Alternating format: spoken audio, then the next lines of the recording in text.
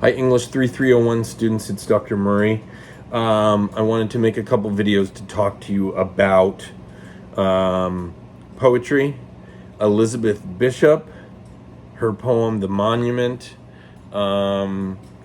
maybe a bit about Percy Shelley's poem, Ozymandias, as it potentially relates to Bishop's poem, The Monument, and some other matters regarding modernist American poetry.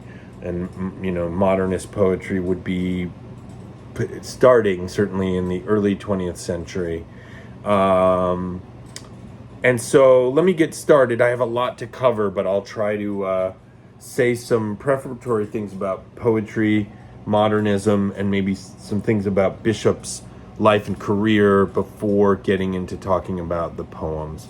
So I guess one thing I wanted to say is sometimes people will come into a class like this and expect to encounter poetry that rhymes and has a kind of predictable meter, like, iambic pentameter or something, if you've studied that in a class before. And of course, if you read Percy Shelley's Ozymandias, you might have recognized, some regular rhymes and some meter in that poem. But that poem was written during the British Romantic period, which would have been like the early 1800s, early 19th century. But Bishop's poem, The Monument, was first published in 1946. Written before that, I don't know the exact year it was written, but it was first published in her book North and South in 1946. And so the world had changed a great deal in that sort of 100 and something years between Shelley's poem and Bishop's poem, The Monument. Essentially, modernism is something that came about in the first decade or so of the 20th century. And there's a famous quote from the British novelist Virginia Woolf where she says something like, "On or around December 1910, the human character changed." It's a strange thing to say, that she's literally locating this change to a certain month and year and saying, like, before that date, humans were one way, and after that date, they were another way. I'm sure, like a lot of things that writers write, it's intended to be controversial or intended to shock a little bit. But I also don't think she's just being, perverse or something like that. I think that there's a seriousness in what she's saying. She's saying, it makes me think of the 1960s, the way that if you look at how even people dressed at the beginning of that decade versus the end of that decade, and if you wanted an example of some people you could look at, you might look at the Beatles. If you look at the Beatles in 1962 or 63, they look quite different than they do in 1969 or 1970. And that change maybe even particularly occurred, in about 66 or 67, where, if you look at what they look like when they put out their record, Sgt. Pepper's Lonely Hearts Club Band, they were starting to look different than they had even a year before. Something was happening in the culture, and it wasn't just that the Beatles were changing the way they looked. It was going on in the whole culture, and it was affected by all kinds of things, some political, some philosophical, beliefs about, what was going on in the world. Well, the same thing was true with modernism, and there's a lot one could say about this, but I'll just say some of the things that were changing were, at some point in the 19th century, and it took a little while for it to start to sort of fully sink into the culture or fully be accepted in the culture. But Darwin, put forward his theories that human beings were descended from primates, and the seriousness with which people began to take these assertions had a huge effect on people's views of something like religion or the belief in God. So that by the end of the 19th century, you had a philosopher like Friedrich Nietzsche saying, God is dead. Now, I'm not saying that to you, like I know that that's true, or that's my opinion or something. I'm just saying these were things that were going on in the world, in the 19th century, but starting over time to have this big effect on people's thinking as the decades passed. But that's just one of them. Another would be Sigmund Freud's theories about the unconscious changed the whole way we viewed the human mind, and changed how we viewed human beings and the degree to which they do or are able to understand themselves, or even what our minds are, or what exists in them, or what they're capable of.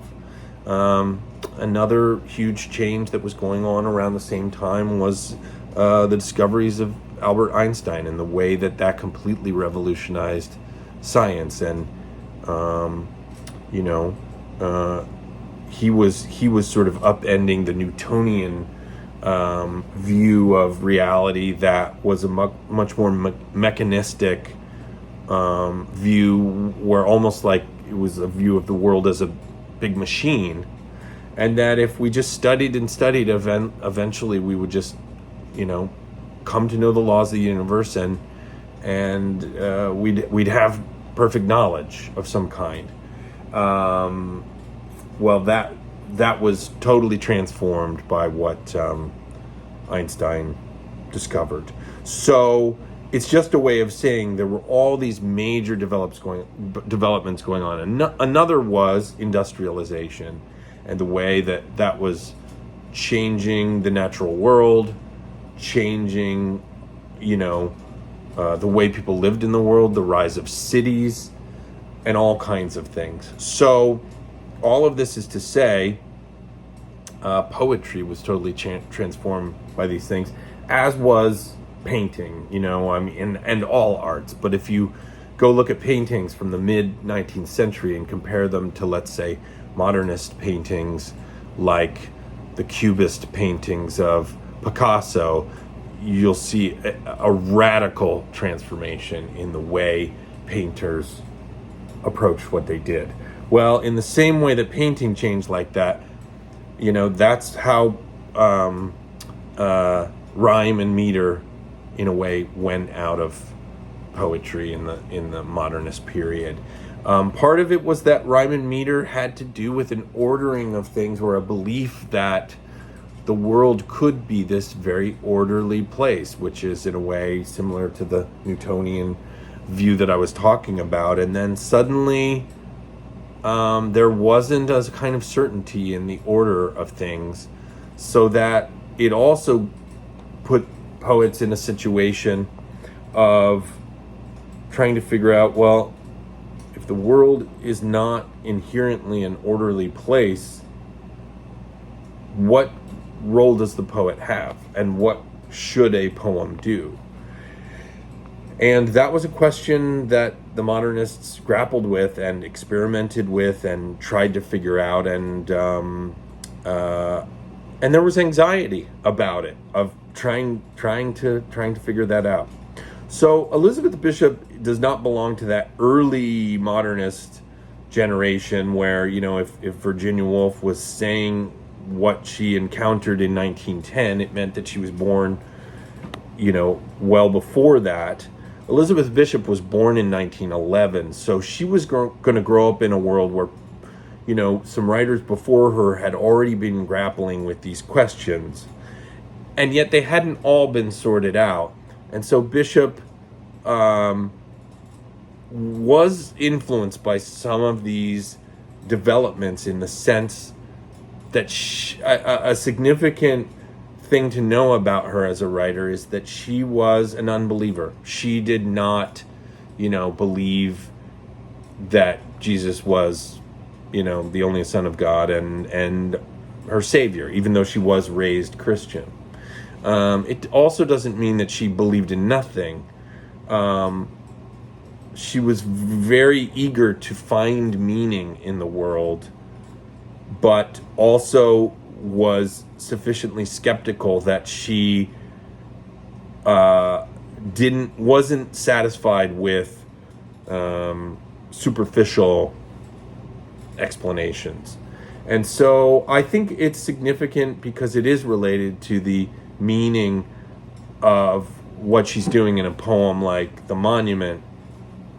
But I also think part of how poets tried to deal with this new situation of what was going on in the world was they were trying to assign new duties, in a way, or new responsibilities to a poet. And one of the things, she's not the only one to think about it this way, but she sort of developed her own version that involved paying very close attention to things in the world and giving the world your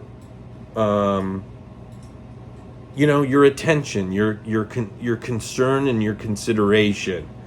And by the world I mean individual things in the world. And of course, a poem you guys have read that would be an example of this would be The Fish. And so, an example of also how she kind of tried to find meaning in the world through this close observation was the way that she looks at this fish, and she sort of has some first impressions of the fish, which, are partly that it's not the prettiest fish you've ever seen, and it looks a little bit beat up. It's in places its skin seems to be sort of coming off like wallpaper, or it's old and it's got some sea lice and some other things like that. But as she looks and attends to the fish, she starts to notice, the hooks that are in the mouth with the broken fishing line, and she realizes what this fish has lived through, what this fish has succeeded in doing, which is to survive. And she starts developing admiration for the fish, or the word she uses at one point is, she describes it as venerable, which is something worthy of respect. And and then the poem ends with the rainbow, rainbow, rainbow, and she let the fish go, which is, if we were in a class, we could talk about what you guys thought that meant. You wrote about it. But what I would say is, it seems to be some kind of realization she's having about, value, about a place she's come to through this close observation. So another thing I would say about Bishop's career, and this, I'm gonna have to end this video in a minute, but I would just say is, she was very respected when she first came out as a poet, but she was critiqued by some as being someone who merely describes. And, it was a way that some people that read her work minimized what she was doing by, in a way, saying, she's not a major poet. She's just someone that does these little vignettes in which she describes a scene or describes something she's looking at. However, as time passed, particularly as sort of the decades passed, people began to realize the closer you look at her poems, the deeper they take you in, and that there's a lot more going on in them than people necessarily initially realized, to the point where, after she died, she began to be talked about as one of the most important American poets of the 20th century. That seems a good place to end this first video, and I will start a second one in which I talk about the monument.